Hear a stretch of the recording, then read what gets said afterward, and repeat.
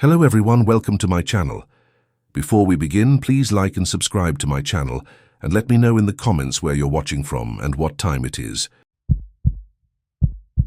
I've been driving long haul for 15 years now, coast to coast, border to border. I've seen it all, or at least I thought I had. Drunk drivers, road rage incidents, weather that could kill you in minutes. But nothing, and I mean nothing, prepared me for what happened on Route 50 through Nevada. I've got this rule, see? Never pick up hitchhikers. It's not that I'm heartless or anything, but you hear stories. Robberies, assaults, worse. Plus, my company's insurance policy specifically prohibits it. One complaint and I could lose my CDL, my livelihood, everything I've worked for. So no matter how sad someone looks standing on the shoulder with their thumb out, I keep driving. That's just how it is. But that night changed everything. It was late October, around 3 a.m. I was hauling electronics from Sacramento to Salt Lake City, running behind schedule because of a mechanical issue in Reno. Route 50 through Nevada is what they call the loneliest road in America. And let me tell you, they're not exaggerating. It's over 400 miles of nothing. No towns, barely any gas stations, just endless dark desert under a sky so full of stars it almost hurts to look at. I'd been driving for about 2 hours past Fallon when my headlights caught something on the shoulder. At first I thought it was a deer or maybe a coyote, but as I got closer I realized it was a person. A woman standing right on the edge of the road, waving her arms frantically. My first instinct was to keep going. Rule number 1, right? But something stopped me. Maybe it was the way she was moving, desperate, terrified. Maybe it was the fact that we were literally in the middle of nowhere, and if I didn't stop she might die out there. The temperature was dropping fast, had to be in the low 40s, and she was dressed all wrong for the weather. I checked my mirrors. Not another vehicle in sight for miles. The highway was completely empty, like we were the only 2 people left in the world. Against every instinct screaming at me to keep driving, I hit the brakes. My rig hissed to a stop about 20 yards past her. She came running up to the passenger side, and I got my first good look at her. Early 20s, maybe 25 at most. Blonde hair tangled and wild. She was wearing a thin summer dress, white with little flowers on it, completely inappropriate for the cold desert night. And her feet. Jesus, her feet were bare and bleeding, cut up from the rocks and asphalt. I rolled down the passenger window. "Ma'am, are you okay?" "What happened?" "Please," she gasped, her breath coming in short, panicked bursts. "Please, you have to help me. You have to get me out of here. He's coming back. He's coming back for me."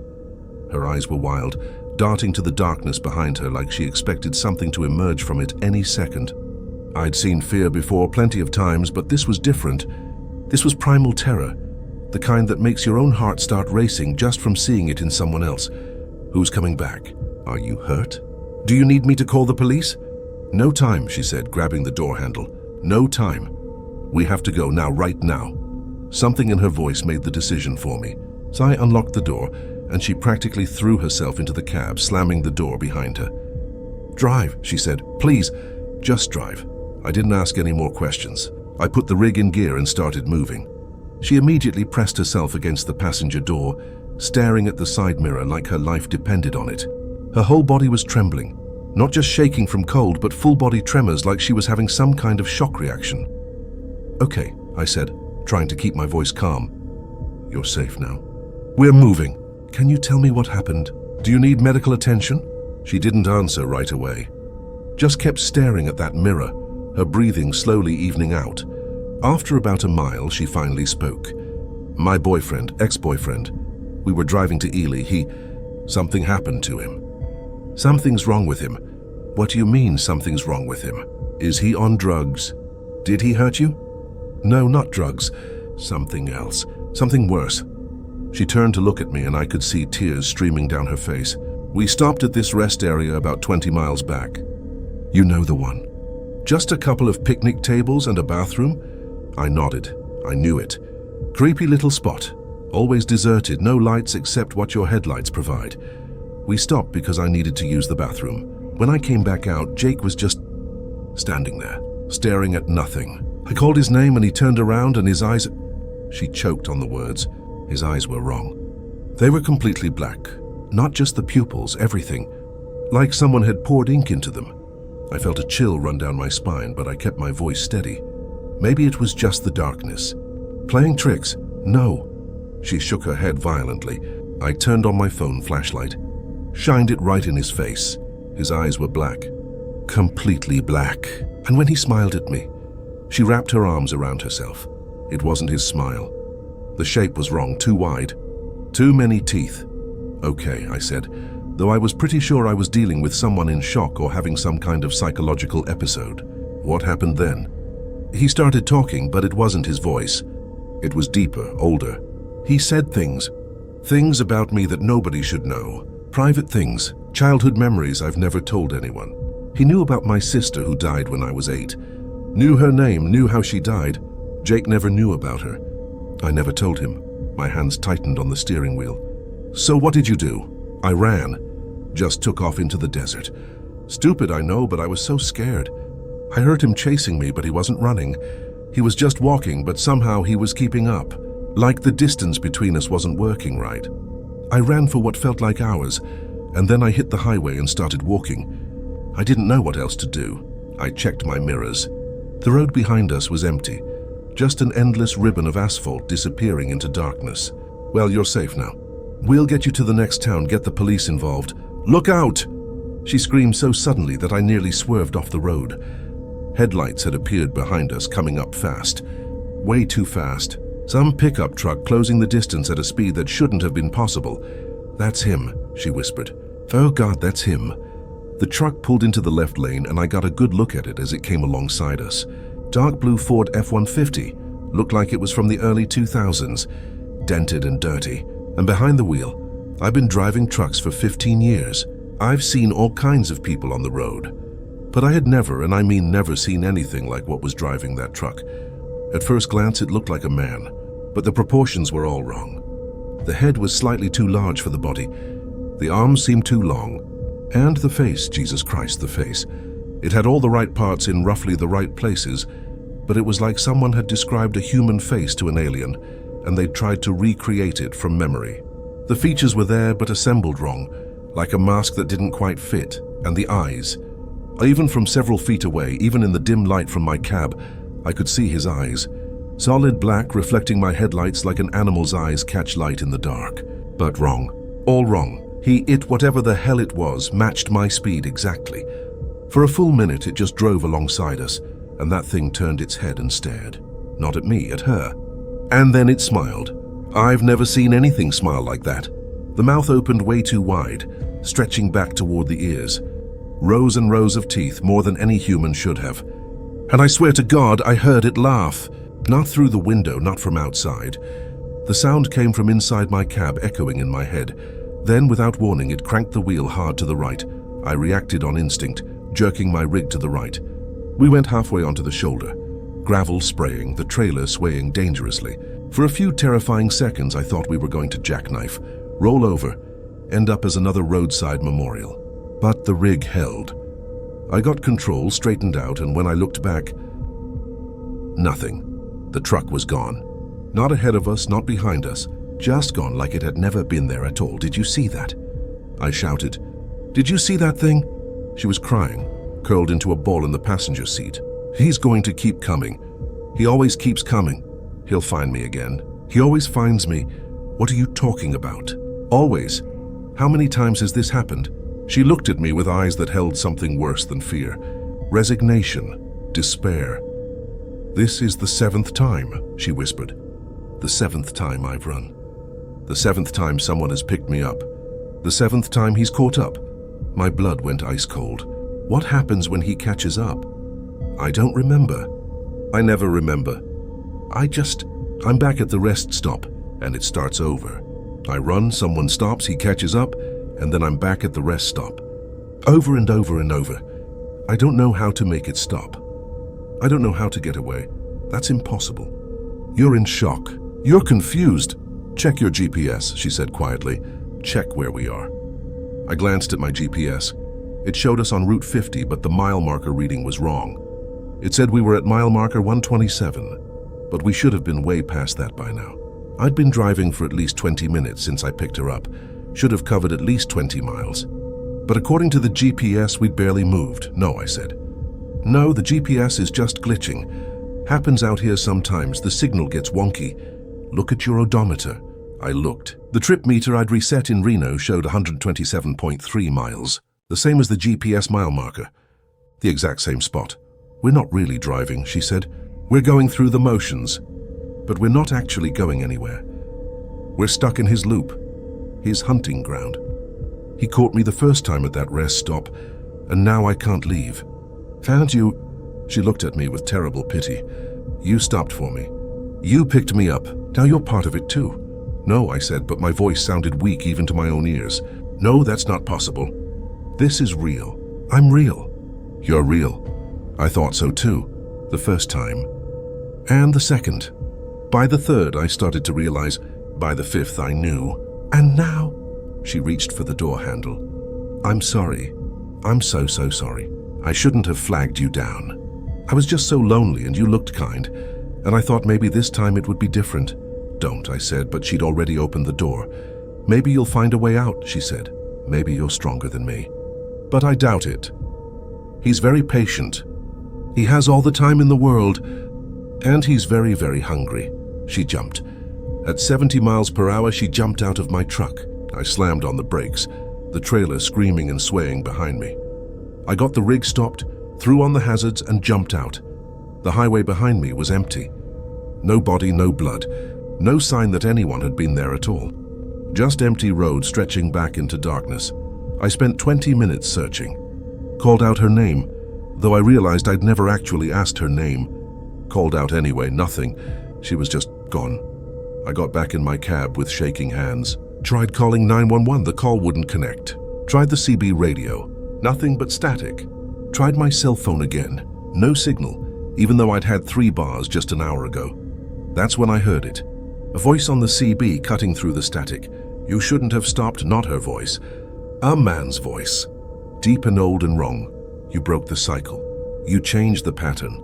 She was never supposed to tell you. She was never supposed to warn you. Now things are going to get complicated. Who the hell are you? I shouted at the radio. You know who I am. You saw me. You looked into my eyes. Now I'm in your head. Now I'm in your truck. Now I'm in your life. And I'm so very, very hungry. The lights in my cab began to flicker. The temperature dropped so fast I could see my breath. And in my rearview mirror, I saw something sitting in my sleeper berth. The thing from the truck. That thing that looked almost but not quite human. It was sitting on my bed, its 2 long arms folded, its black eyes staring at me in the mirror. And it was smiling that terrible smile. Drive, it said, and its mouth didn't move, but I heard the words directly in my brain. Drive until I tell you to stop. You're mine now. You're part of my collection. You're part of my road. I drove. What else could I do? I drove for what felt like hours. Days. The sun never came up. The mile markers never changed. The highway stretched on forever, and that thing sat in my sleeper watching me in the mirror, smiling. Then, finally, it spoke again. Stop here. I stopped. I didn't want to, but my body obeyed before my mind could object. I was at a rest area. A small one. Just a couple of picnic tables and a bathroom. The same rest area where she'd said it all started. Get out, it commanded. I got out. Stood in the cold desert air. The stars impossibly bright overhead. The thing climbed out of my truck and walked toward me. Up close, it was even worse. The skin looked wrong, like rubber stretched over something that wasn't quite the right shape. The eyes were windows into nothing. You'll stay here, it said. You'll stand by the road. You'll wave at passing trucks. And when someone stops, when someone is kind enough to help, you'll get in their truck. You'll tell them your story. And you'll bring them here to feed me, to join my collection. No, I managed to choke out. I won't, I'll fight you. It laughed, and the sound was like bones breaking. They all say that at first. But time is different here. You'll forget. You'll forget who you were, where you came from, why you're here. You'll forget everything except the road, the highway, the endless loop. And you'll be grateful for any human contact, any connection. You'll flag down trucks just to feel human again, even knowing what it means. It reached out one of those 2 long arms and touched my forehead. Ice shot through my skull and everything went white. When I came to, I was standing on the side of Route 50. Headlights were approaching. My arm raised automatically, waving. The truck slowed down, stopped, a window rolled down. "You okay, buddy? You need help?" I tried to say no. Tried to say keep driving, save yourself. Don't make my mistake. But what came out was, "Please. Thank God you stopped. I need help. My truck broke down and I've been walking for hours. Can you give me a ride?" The driver hesitated, then unlocked his door. "Yeah, okay, hop in. Where you headed?" As I climbed into his cab, I saw my reflection in his side mirror. My eyes were black, completely black, and I was smiling far too wide. I've been on this road for a long time now, or maybe it's only been a few minutes. Time doesn't work right here, but I keep flagging down trucks. Keep telling my story. Keep bringing them to the rest stop. Sometimes I catch glimpses of who I used to be. A name Jack, I think. A life, wife, kids, maybe. But it slips away like smoke, and all that's left is the road, the highway, the hunger. If you're driving Route 50 through Nevada late at night, and you see someone standing on the shoulder, waving for help, keep driving. Don't stop. Don't be kind. Don't be human, because some of us aren't anymore, and we're all so very, very hungry. I've been hauling freight across the country for 10 years, and I thought I knew every rest stop, truck stop and roadside facility between here and anywhere. But in the fall of 2020, I found one that I swear to God shouldn't exist. I was running a load from Kansas City to Sacramento, taking Highway 50 through the middle of nowhere, Nevada. If you've never driven that stretch, let me tell you, they call it the loneliest road in America for a reason. There's nothing out there. No towns, no gas stations, barely any other cars. Just endless desert, mountains in the distance, and a whole lot of nothing. It was around 11 p.m. when I realized I'd made a mistake. I'd been so focused on making good time that I hadn't stopped for a break in over 5 hours. My logbook was cutting it close on hours of service, and I desperately needed to use the bathroom. But there was nothing out there. According to my GPS, the next rest stop was still 40 miles away. That's when I saw the sign. It was one of those blue highway signs that indicates services ahead. Rest area 2 miles, it said.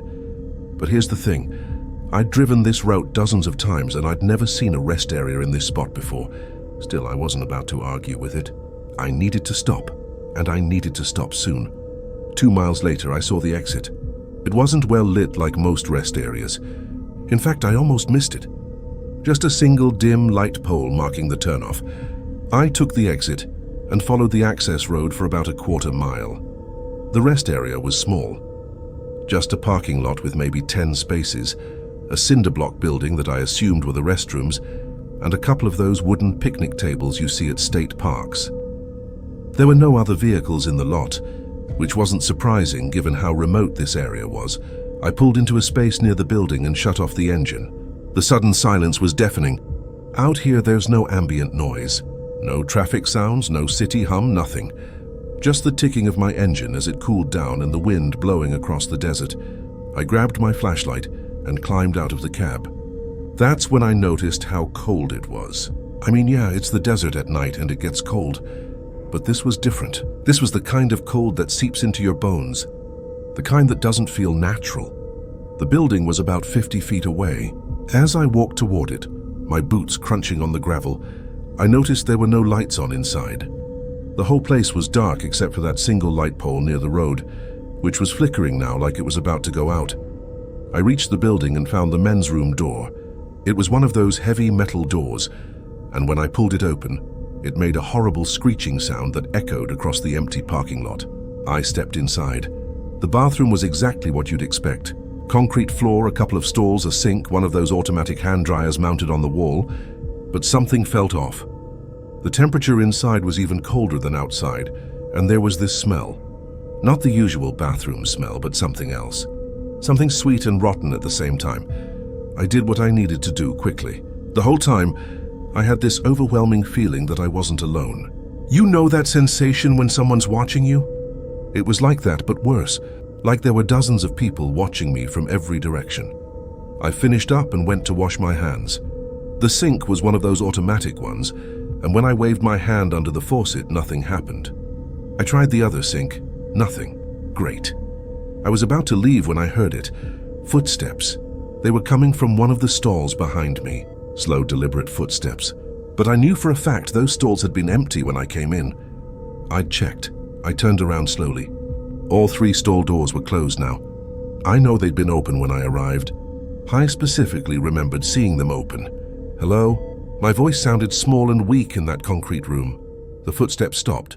For a moment, there was complete silence. Then slowly, the middle stall door began to creak open.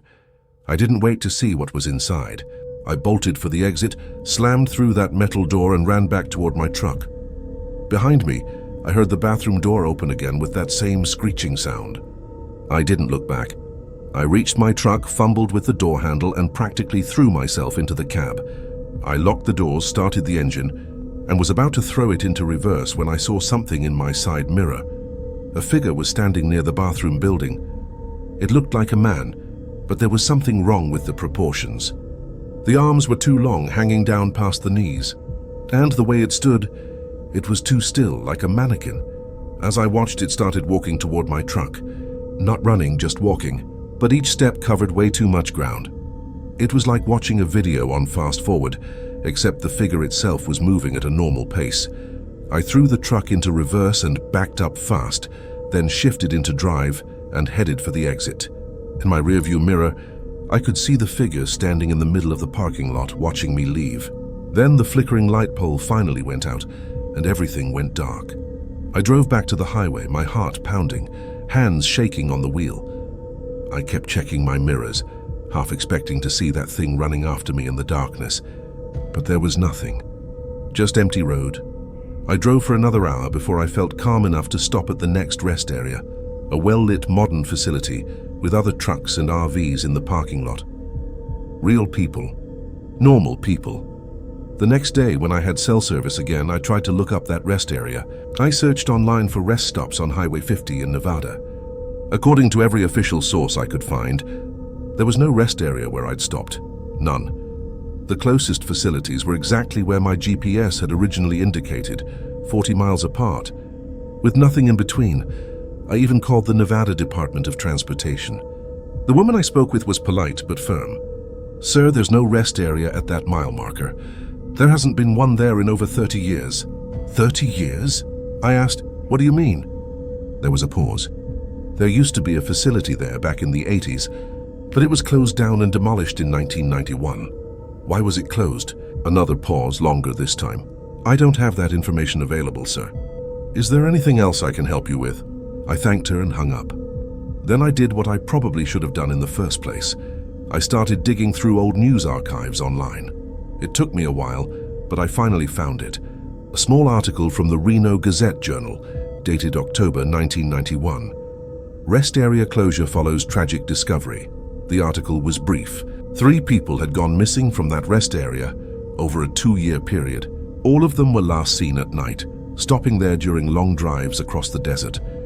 Their vehicles were found in the parking lot, keys still in the ignition, but the drivers were gone, vanished. The 3rd victim's disappearance triggered an investigation. They searched the whole area, including the building and the surrounding desert. They never found the missing people, but they found something else in the bathroom building. The article didn't specify what, just said it was disturbing enough to warrant immediate closure of the facility.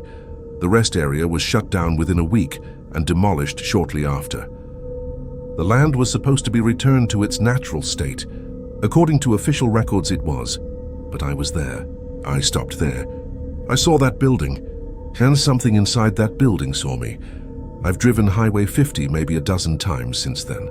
Every time when I get to that section of road, I watch for that exit.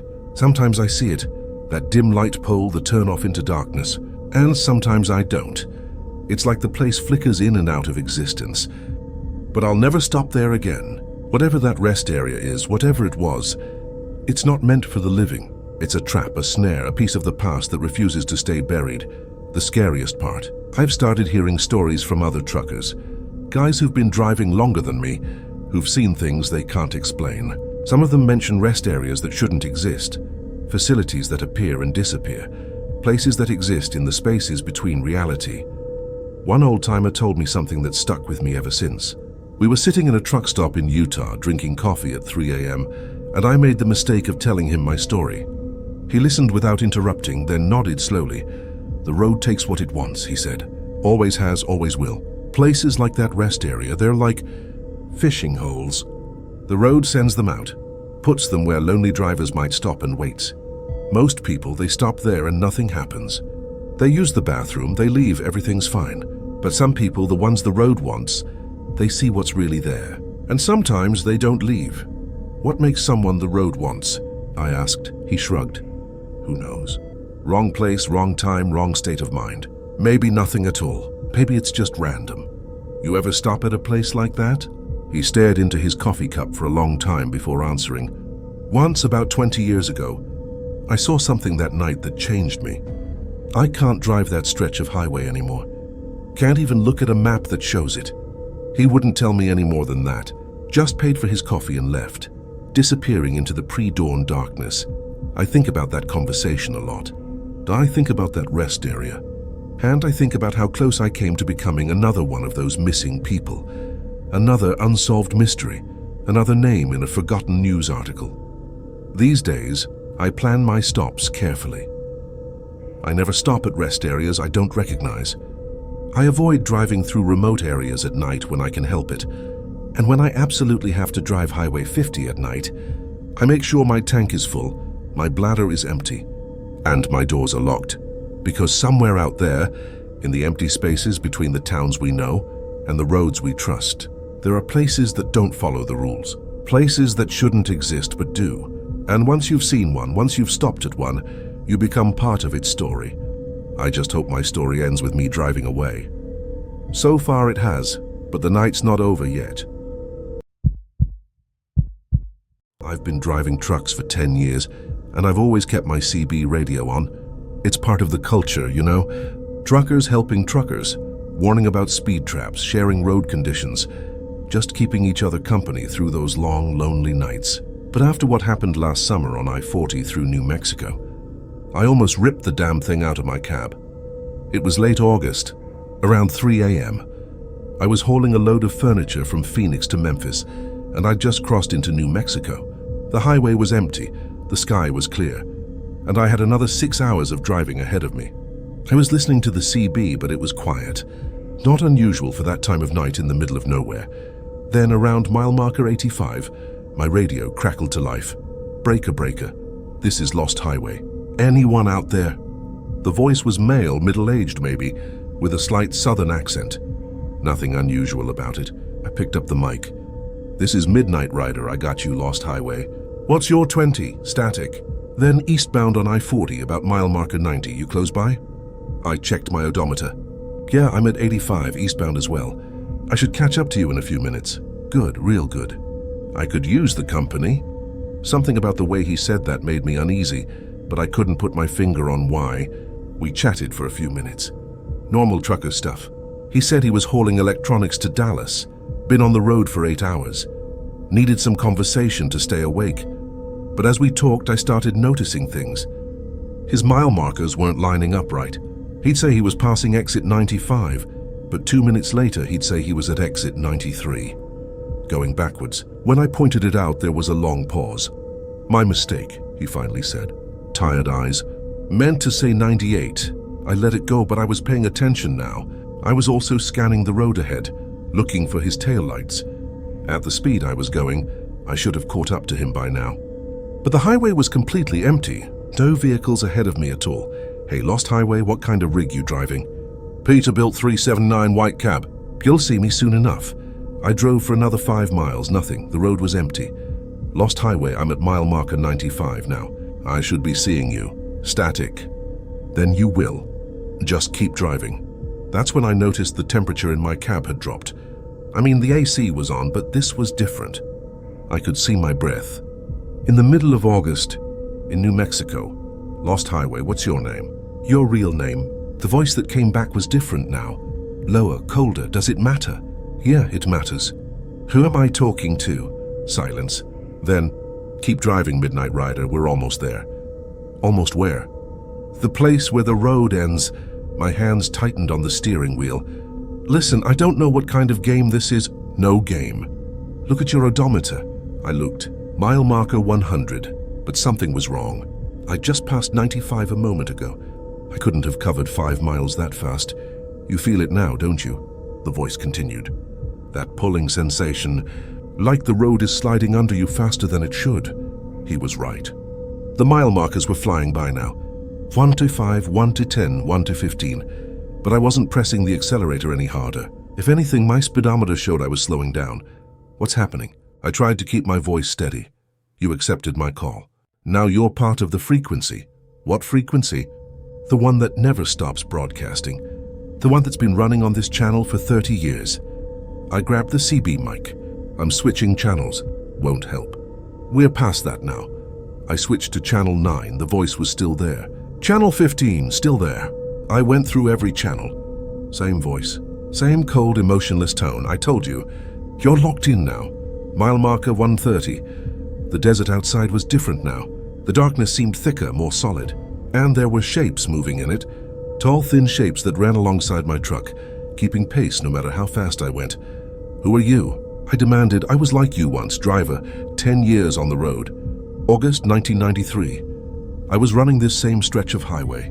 Around 3 a.m. my radio picked up a signal. A trucker calling himself Night Rider. We talked. Just like this. And then what? I became part of the frequency. My blood ran cold. What happened to you? I drove, and I never stopped driving. Mile marker 200, then 300, then 400. The numbers kept going up, but the road never changed. Same desert, same darkness, same shapes running alongside. I looked at my odometer. Mile marker 150 now. The shapes outside were closer. I could almost make out features. Almost, but not quite. Like they were slightly out of focus with reality. How do I stop this? You don't. You keep driving until you become part of the frequency too. Then you wait. You wait for the next driver to accept your call.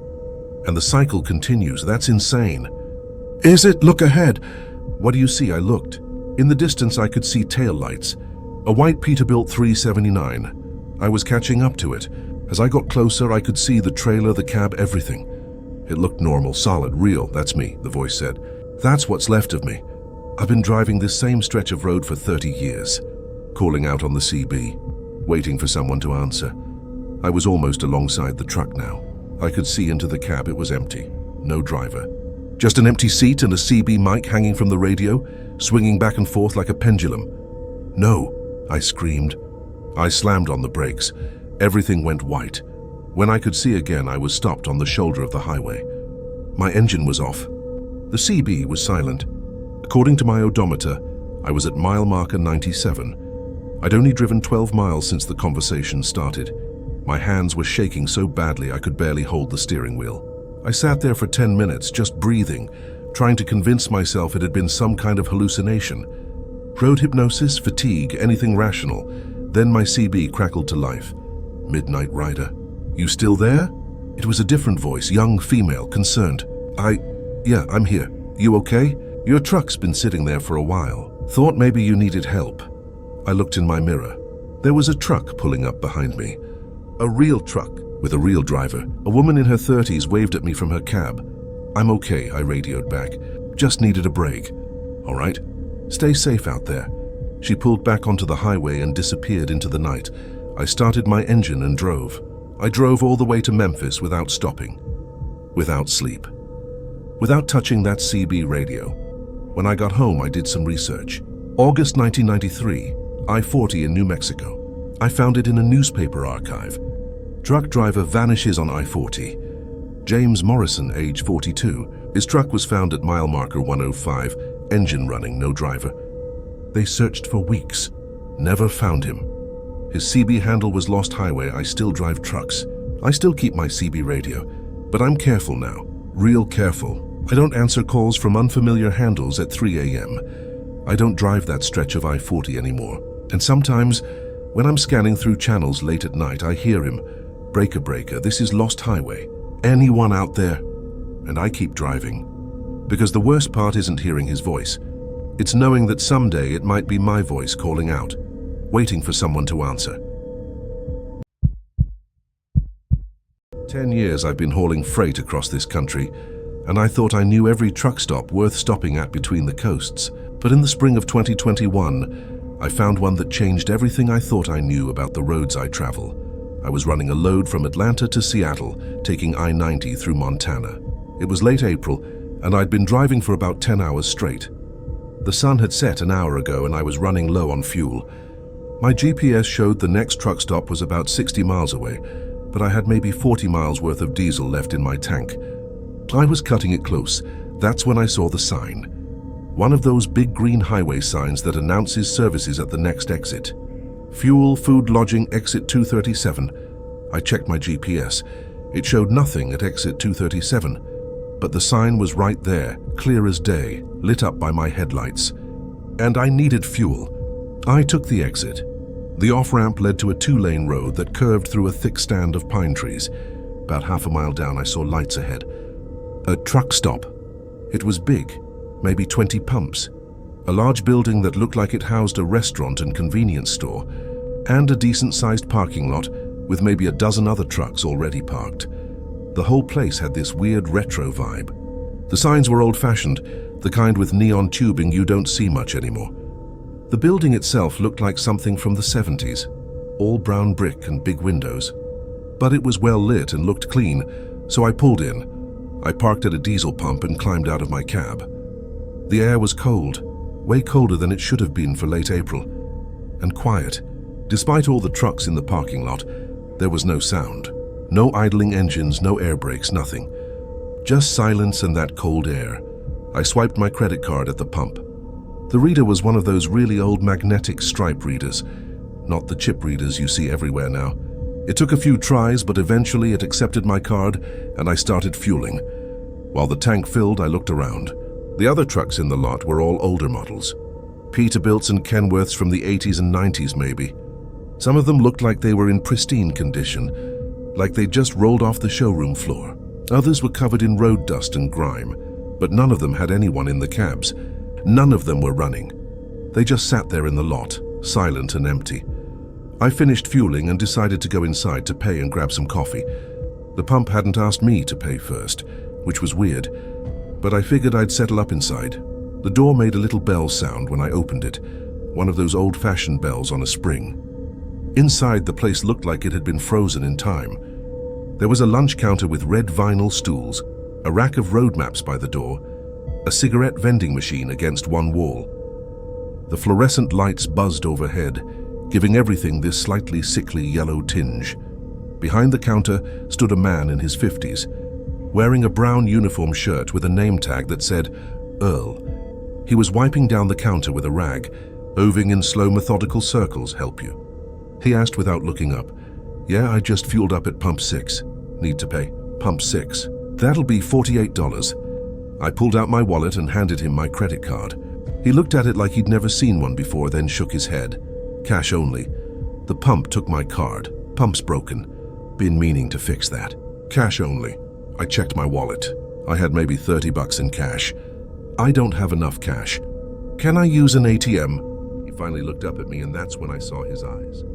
They were wrong. The pupils were too large, taking up almost the entire iris like a shark's eyes. Black and empty, no ATM here, he said. His voice was flat, emotionless. You got fuel. You gotta pay. Look, I told you I don't have enough cash. I can call my company, have them. You got fuel. You gotta pay. He was just repeating himself now like a broken record. I felt my heart starting to pound. Something was very wrong here. Is there a manager I can talk to? I'm the manager. You got fuel. You gotta pay. I backed toward the door. I'll go get some cash from my truck. Be right back. I pushed through the door and walked quickly back to my rig. The cold air felt even colder now, and the silence was oppressive. I climbed into my cab and locked the doors.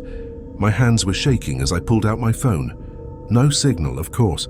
I tried to start the engine. It turned over but wouldn't catch. I tried again, nothing. That's when I heard the tapping on my window. Earl was standing beside my truck, still holding that rag. His face was expressionless as he tapped on the glass with one finger. You got fuel. You gotta pay. I ignored him and tried the engine again. Still nothing. I looked at my fuel gauge. It was on empty. Completely empty. But I'd just put $48 worth of diesel in the tank. The tapping continued. You got fuel. You gotta pay. I looked around the parking lot. The other trucks were still there, still silent and empty. And now I understood. Those weren't parked trucks. Those were abandoned trucks. Trucks whose drivers couldn't pay. Movement caught my eye. The doors of some of the other trucks were opening. Figures were climbing out. Men and women in clothing from different eras. 70s, 80s, 90s, early 2000s. They all had those same empty, shark-like eyes.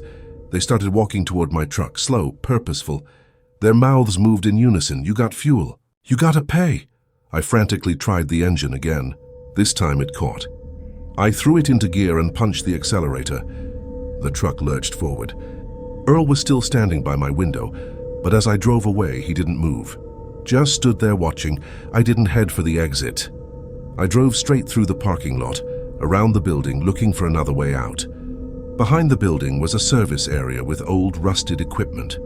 And beyond that, more trucks. Dozens of them. Maybe hundreds. All different years and models. All silent and empty. I found a service road that led back toward the trees. I took it, bouncing over potholes and debris. Behind me, I could see figures running now, chasing my truck. But they moved wrong, like their joints bent in places they shouldn't. The service road merged with the two-lane road that had brought me here. I followed it back toward the highway, not daring to look in my mirrors. The trees seemed to close in around me, branches scraping against the sides of my trailer. Then I was back on the highway. Back on I-90, I merged into the eastbound lane and drove. My fuel gauge still read empty, but the engine was running fine. I drove for another 10 miles before I saw a real truck stop, a pilot that I recognized. I pulled in on fumes.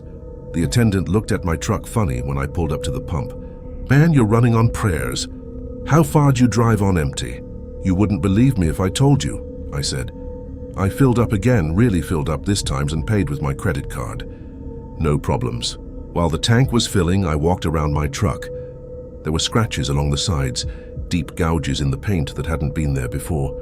And on my passenger side door, written in the dust, were words, "You got fuel, you gotta pay." I washed it off with washer fluid from the pump. Then I got back in my cab and drove away from there as fast as I could. Later, when I had time and cell service, I tried to find that truck stop. I looked at maps, satellite photos, reviews, everything. Exit 237 on I-90 in Montana doesn't exist. The exits jump from 235 to 240. There's nothing in between, but I've heard stories since then. Other truckers who've taken wrong exits and found truck stops that shouldn't exist. Places stuck in time. Places that take payment in ways you don't want to think about. Some of them got out. Some of them didn't. I count myself lucky. I got away.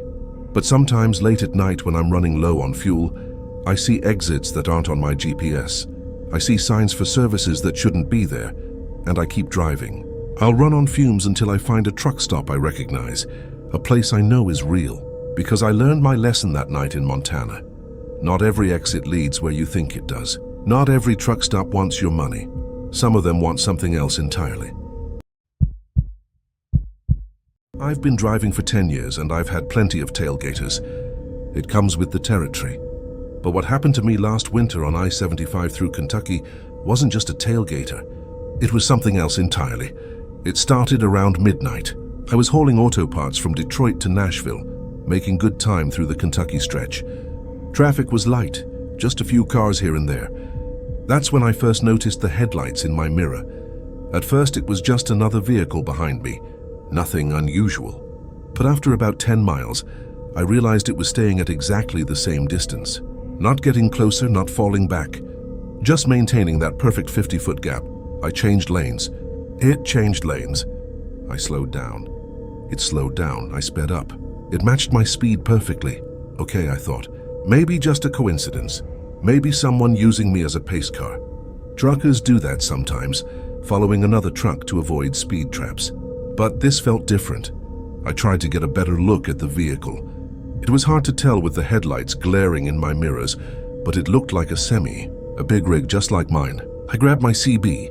"Hey, whoever's running behind me on I-75 southbound, you mind backing off a bit?" Static, no response. I tried again. "Breaker, this is southbound at mile marker 115. Got a truck riding my tail." "You copy?" "Nothing. We drove like that for another 20 miles. The same perfect distance. The same unwavering presence. I was starting to get seriously creeped out. That's when I noticed something in my mirror. The headlights were wrong. They weren't the normal yellow-white of halogen or LED lights. They were red, deep blood red, and they were getting brighter. I blinked hard, thinking maybe I was just tired seeing things, but no. Those lights were definitely red now, and they were pulsing, like a heartbeat. My CB crackled to life. "You can't outrun me." The voice was distorted, like it was coming through layers of static and interference. But I heard it clearly. "Who is this?" My hands were sweating on the wheel. "I've been following you for miles. For years. For forever. Look, I don't know what kind of joke this is. No joke. Look closer." I adjusted my mirror to get a better angle. What I saw made my blood freeze. The truck behind me wasn't quite right. The proportions were off. The cab was too tall, the trailer too long, and those red headlights weren't headlights at all. They were eyes.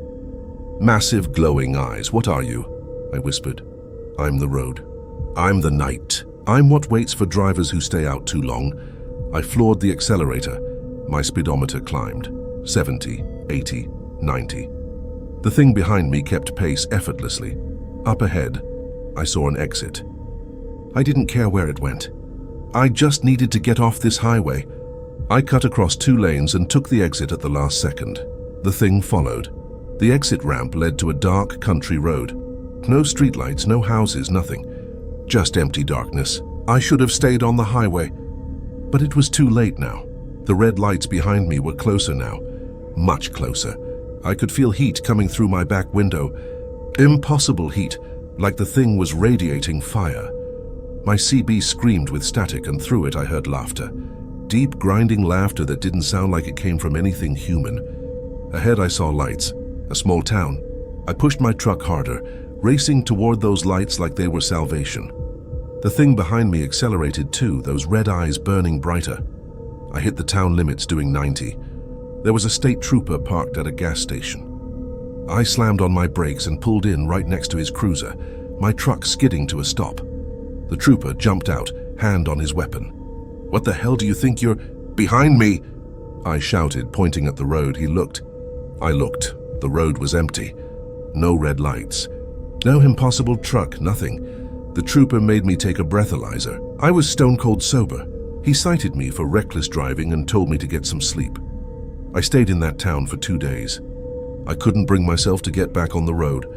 When I finally did, I drove only during daylight hours. I avoided I-75 entirely. But here's the thing that keeps me up at night. Before I left that town, I went to the local library and looked up old news articles. I found one from 1982. Trucker dies in mysterious I-75 accident.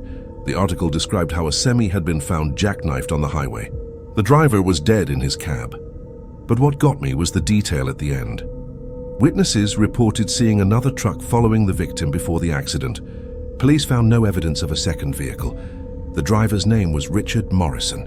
According to the article, he'd been driving for 10 years. Just like me, I still drive. I have to, it's my living. But I'm careful now. I don't drive at night unless I absolutely have to. And when I do, I keep checking my mirrors, because sometimes late at night I see them. Those red lights in the distance, getting closer, and I know eventually they'll catch up. I've been a long-haul trucker for 12 years, and I've always driven alone.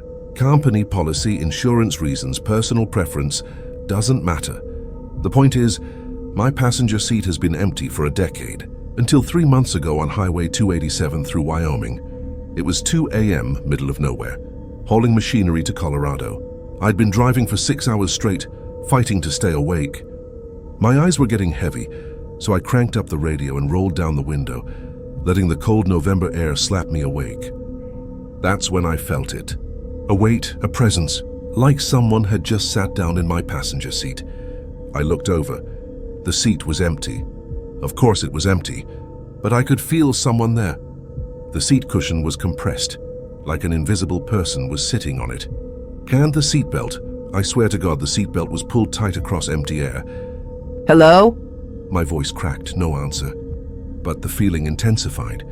I could feel eyes on me, watching me, studying me. I reached over and waved my hand through the empty space. Nothing, just air. But that seat cushion stayed compressed. If someone's there, you need to identify yourself right now. The temperature in the cab dropped 20 degrees in an instant. I could see my breath. And then I heard breathing. Not my own. Someone else's, slow, raspy, coming from the passenger seat. My hands tightened on the wheel. Every instinct screamed at me to pull over, to get out, to run. But we were in the middle of Wyoming. There was nothing out here. Nowhere to run to. "What do you want?" I asked. A voice answered, quiet, hoarse, like someone who hadn't spoken in years. "Just a ride." "Who are you?" Silence. Then, I don't remember anymore. I glanced at the passenger seat. Still empty, but now I could see something else. The window was fogging up like someone was breathing on it. And in the fog, letters were appearing, drawn by an invisible finger. "Help me. Help you how?" I asked. "I've been riding for so long. Truck after truck, driver after driver. I can't get out." "What do you mean you can't get out?" "I died here, in this seat, 10 years ago, and I've been here ever since." My stomach dropped. 10 years ago, right around when I started driving. "How did you die?" "Heart attack, middle of the night. My partner was driving. I just went to sleep and never woke up. But I didn't leave. I stayed, trapped in this seat, moving from truck to truck, always in the passenger seat, always watching. Never able to rest. I didn't know what to say. Part of me thought I was losing my mind, hallucinating from exhaustion. But the compressed seat cushion was real. The cold air was real. The writing on the window was real. "What's your name?" I asked, long pause. David Chen." I pulled out my phone at the next stoplight. Just a lonely intersection in the middle of nowhere. Keeping one eye on the empty passenger seat, I searched. "David Chen trucker death 2015, I found it. News article from Wyoming. David Chen, age 53, died of a heart attack while riding as a passenger in a commercial truck. His partner had driven to the nearest hospital, but David was pronounced dead on arrival. "I found you," I said. "David Chen died November 2015. "Yes."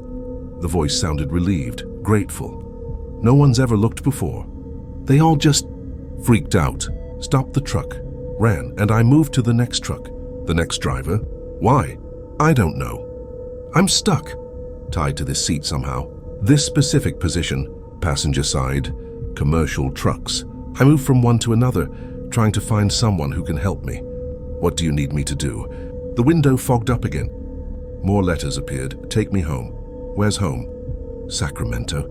1847 Oak Street. My wife, tell her I'm sorry I never made it back." I looked at my route. I was heading to Colorado, then back to Michigan. Sacramento was completely out of the way. It would cost me time, money, maybe my job. But I looked at that empty seat, at that invisible passenger who'd been trapped for 10 years, riding endlessly through the night, watching countless drivers come and go, never able to rest. "Okay," I said. "I'll take you home." The cold in the cab lessened. Not gone, but less oppressive. "Thank you." I rerouted. Made some calls. Lost that delivery contract and took a hit with the company. But I drove to Sacramento. Pulled up to 1847 Oak Street 3 days later. It was a small house with a well-kept lawn. A woman in her 60s was gardening in the front yard. I parked and walked up to her. "Excuse me, ma'am. Are you Mrs. Chen?" She looked up, confused. "Yes. This is going to sound strange, but did your husband David drive trucks?" Her face went pale. He died 10 years ago, while on the road. "I know. Ma'am, I know this sounds crazy, but I think he's been trying to get home." She started crying. I told her everything. She didn't run, didn't call me insane. She just listened. Then she walked to my truck. "David?" She called to the empty passenger seat. "Baby, if you're there." The cab grew warm. Not hot, just warm, comfortable. The seatbelt unbuckled itself. The seat cushion rose back up. And I swear I heard a voice so faint I might have imagined it. "I'm home." Mrs. Chen stood there for a long time, hands on the truck, crying. Finally, she thanked me and went back inside.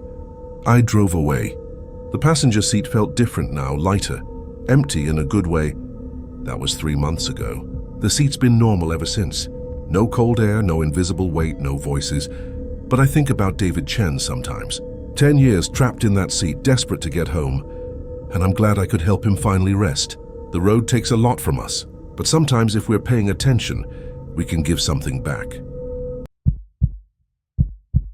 23 years I'd been driving trucks. 23 years of gas stations, truck stops, fuel pumps, and rest areas from coast to coast. I've seen drunk people, high people, dangerous people, desperate people. I've learned to keep my head down, mind my own business, get my fuel and get gone. But that night outside Barstow, California, I saw something I can't explain. Something I wish I could forget. It was a Friday night, or technically Saturday morning, around 12:30 a.m.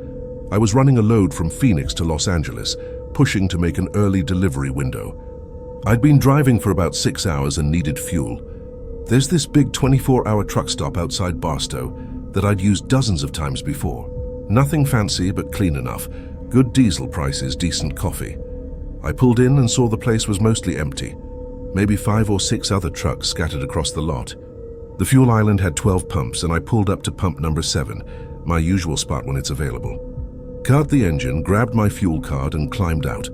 The night air was cold and dry, typical for the desert. Above me, the fluorescent lights hummed and flickered. Not unusual. These places never maintain their lights properly. But something about the flickering felt wrong. The rhythm was off, irregular, almost like Morse code. I was halfway through fueling when I heard it. A child's voice. "Excuse me, mister." I turned and saw a little girl standing about 10 feet away. She looked maybe 7 or 8 years old, blonde hair in pigtails, wearing a pink dress with white flowers, and bare feet. It's on cold concrete. In December. "Hey there," I said, immediately looking around for her parents. "Are you okay? Where's your mom and dad?" She didn't answer.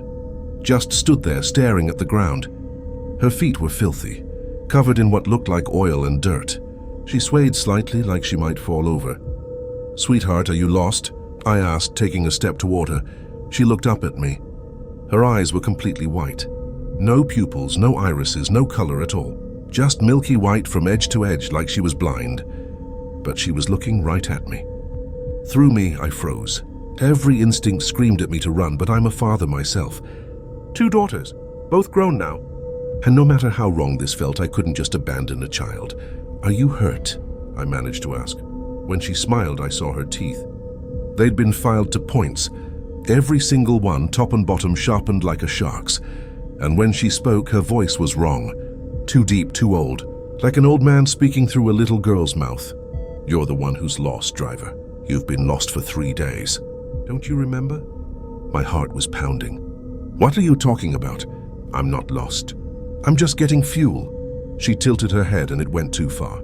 Way too far. Her neck bent at an angle that should have broken bones, her ear nearly touching her shoulder. "Check your logbook. Check your cargo. Check your fuel gauge. You've been driving in circles. You never left this place. That's not true. I've been on the road." "I came from Phoenix." "Did you?" She took a step toward me, and I realized her feet weren't touching the ground. She was hovering about an inch above the concrete, floating. "Or did you think you left?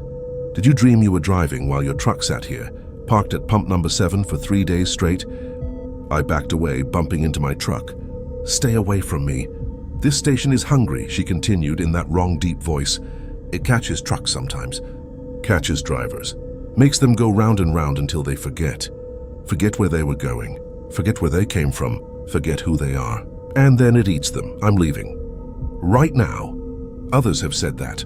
They're still here. She gestured at the parking lot and I saw them. Other truckers walking between the pumps and the building. I'd seen them when I pulled in, but hadn't really registered them. Now I looked closer. They moved wrong. Too slow, too mechanical. Like robots running low on batteries. They'd walk from their trucks to the building, stand there for a minute, then walk back to their trucks.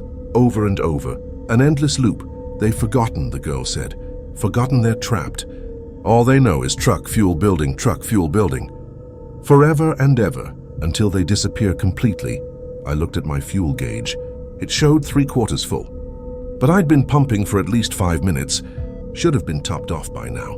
I looked at the pump display. It wasn't moving. The numbers were frozen at 47.85. "No," I whispered. "No, this isn't real." "Oh, it's real." "More real than you know. You stopped here 3 days ago. Or was it 3 weeks? 3 months. Time is funny here. It stretches and loops. The station feeds on time, you see. That's what makes it so hungry. It eats hours, days, years, and anyone caught in its belly just keeps cycling through the same moments over and over. I pulled the fuel nozzle out and threw it aside. Diesel sprayed across the concrete. I'm getting out of here. Try the exit. She was smiling that terrible, sharp smile. Go ahead. Watch what happens. I climbed into my cab, fired up the engine and slammed it into gear. Peeled out of the fuel island doing 30. Hazards on, not caring about anything except getting away from that place. I saw the exit ahead, the ramp leading back to I-15. I floored it. The ramp curved to the right, climbing up toward the highway. But it kept curving and curving. The turn went on longer than it should have, the ramp spiraling up and up like a parking garage. I kept driving, my engine screaming. The ramp made a complete 360-degree loop and dumped me right back into the truck stop parking lot, right back at pump number 7. The girl was sitting on my hood, legs dangling, still floating an inch above the metal. See? The station doesn't let go once it catches you. You're food now, trapped in your own loop. Fuel at pump 7, try to leave, come back to pump 7 forever. I tried again, same result. Took the exit ramp, ended up right back where I started. The girl laughed each time, a sound like nails on a chalkboard. On my 5th attempt, I didn't even make it to the exit. My truck just turned around on its own. Steered itself back to pump number 7. I wasn't controlling it anymore. My hands were on the wheel, but the wheel moved by itself. The station is in control now, the girl said, appearing in my passenger seat. I hadn't seen her move. She was just suddenly there. It's decided you've tried enough. Now you'll accept your place. You'll walk the loop like the others. Truck fuel building, until there's nothing left of you but motion. I called 911 on my cell phone. The operator answered, but it was her voice coming through. That little girl's voice, deep and wrong. You can't call out. You're not out there anymore. You're in here, in the station's belly. Forever and always, I hung up. Tried my dispatch, same voice. Tried my wife's number, same voice. Every call I made, every number I dialed, resulted in that little girl's voice telling me I was trapped. Panic was setting in. Real deep panic that made it hard to breathe. I grabbed my logbook with shaking hands, flipped to the last entry. Same date, same location, same fuel amount, same time. But there were 73 entries, all identical. 73 times I'd stopped at this fuel pump, at this exact time, recording this exact information. How long had I been here? You're starting to understand, the girl said. She was in my face now. Those white eyes inches from mine, that shark-toothed smile stretching impossibly wide. You've been here for a very long time. You just keep forgetting and remembering, forgetting and remembering. Each loop you think it's the first time, but it's not. This is your 73rd loop, and soon you'll forget again, and it'll be your 74th, and then your 75th, and on until you become like them.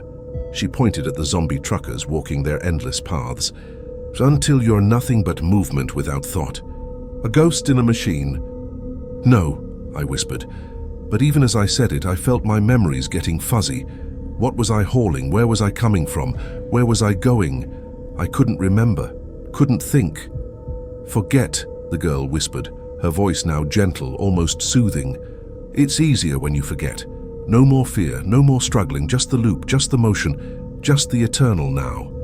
My daughter's face flashed in my mind. Sarah, my youngest. She was... How old was she? 10. No, she was grown. 24. She'd just had a baby. My first grandchild. What was his name? I grabbed onto that memory like a lifeline. My grandson. Born 3 months ago. I'd missed his birth because of this run. I'd promised Sarah I'd be back in time for Christmas. I'd promised. His name is Michael, I said out loud. Michael Ryan, he's my grandson, and I'm going to meet him. The girl's face twisted with rage. She screamed, a high-pitched sound that shattered my windshield. Glass exploded inward, and I threw my arms up to protect my face. When I looked again, she was dissolving, her form breaking apart into black smoke that smelled like burning oil and rot. No, the smoke shrieked. Forget! You must forget! You belong to the station now! But I didn't forget. I kept thinking about Michael, about Sarah, about my wife Margaret waiting for me at home, about Christmas morning and the promise I'd made. I focused on every detail I could remember. Michael's tiny fingers, Sarah's laugh, Margaret's perfume. The zombie truckers stopped walking. All of them simultaneously turned to look at me. Their blank faces rippled and shifted, mouths opening in silent screams. They started moving toward my truck, not in their usual mechanical shuffle, but running. Dozens of them sprinting across the parking lot. I threw my truck into gear, not toward the exit. That was hopeless. Instead, I aimed for the darkness beyond the parking lot, the empty desert, the nothing. "You can't leave," the girl's voice shrieked from everywhere at once. "The station doesn't allow it. You'll loop back. You always loop back." I drove straight through the perimeter fence. The chain link shredded like tissue paper. My truck bounced over rough ground and I just kept going, into the darkness, away from the lights. The zombie truckers were running after me, their faces changing, becoming more defined, becoming almost human again as they got further from the station. I could hear them screaming, real screams now, not silent ones. Screams of people who just remembered they were trapped, who just realized what had been done to them. Behind me, the truck stop was changing. The lights were flickering more violently now, and the building itself seemed to be rippling, its shape shifting. It looked less like a truck stop and more like something organic, something alive, something hungry. And then I hit something, not a physical barrier, but something else. It felt like driving through a membrane, like pushing through thick rubber. There was resistance and then a pop, and suddenly I was on a highway, a real highway. I-15 heading north just like I should have been. Dawn was breaking. I checked my GPS. I was 200 miles from Barstow. 3 days had passed. My logbook confirmed it. 3 days of entries I didn't remember making, showing I'd been driving, stopping, refueling, driving. But I had no memory of any of it, except that truck stop. My cargo was different. I'd been hauling electronics from Phoenix. Now my trailer was full of something else. I pulled over at the next real truck stop, one I recognized, one I'd been to dozens of times, and opened the trailer. Inside were personal belongings, suitcases, boxes of photographs, children's toys, clothes, hundreds of items piled haphazardly, each one labeled with a name and a date. The most recent was 3 days ago. The oldest was from 1967.